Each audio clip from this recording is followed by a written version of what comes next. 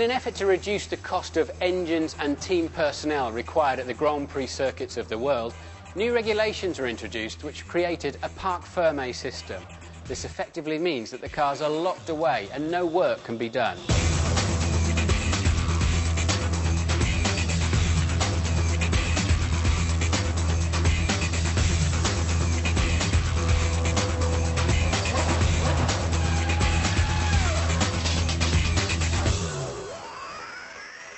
From the moment the cars roll out onto the track for qualifying up until the start lights go out, the cars remain in Park Ferme conditions.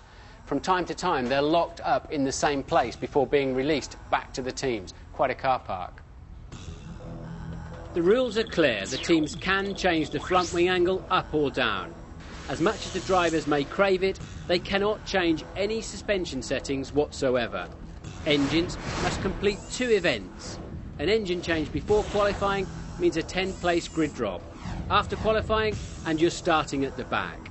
If the FIA declare an official change in weather conditions post-qualifying, brake and radiator cooling ducts can be adjusted.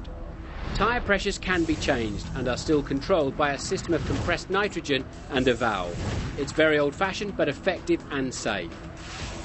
Now the clever bit. Computer functions help the driver control the car, so that aerodynamic and suspension changes are less vital. Most important is the differential. We call it the diff, a device which takes power from the gearbox, turns it through 90 degrees and transmits it to the rear wheels. The ultimate example of differential turning must be a tank where they simply lock up the inside track and turn around it. Out on the racetrack, as you turn through a corner, the inside wheels, of course, will always travel less distance than the outside. It's basically a system of gears and clutches which distribute the engine power for maximum grip. So when turning right, the inside rear wheel must be allowed to slow down, while the loaded outside wheel can handle more power. When turning left, the opposite happens. In a straight line, with full power or under braking, it's best to lock both rear wheels together.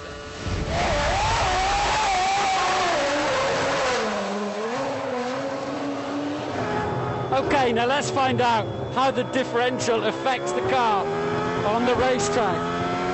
There are 8 switch positions on the steering wheel here, and they control sensors and gyroscopes that work out where the car is on the racetrack. Now sadly, these sensors and gyroscopes are 10 times faster than a driver at making decisions. Sad but true.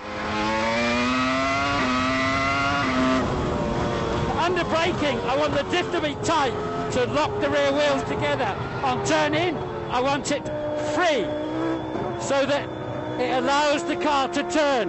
On the exit, I want it to lock again to give me maximum traction.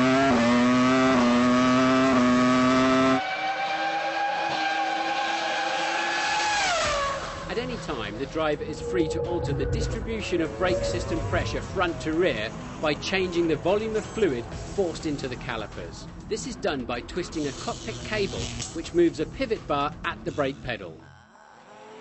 Too much pressure directed to the front will lock the wheels and damage the tyres.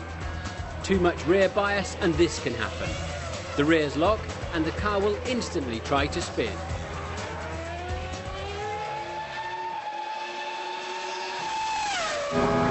Now there may be mechanical systems which affect the brake balance as the driver is pressing the pedal, but fundamentally it has to be manually adjusted up here. The problem is that under braking I want full front brake as much as I can get really, but as the speed decays I want less brake. Okay, let's brake hard down here. So no locking, no twitching around at the rear. As I come down the gearbox, the brake balance is good. The way I've got it set up at the moment works perfectly.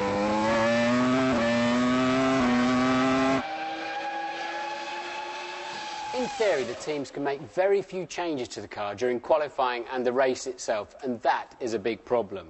That's partly because they can't test at some of the circuits, such as Monte Carlo, but also at all Grand Prix, they're desperately trying to save their supply of new tyres and mileage on the engine. In practice, though, using these clever electronical systems, they can make a number of changes to the car at all times and in all conditions.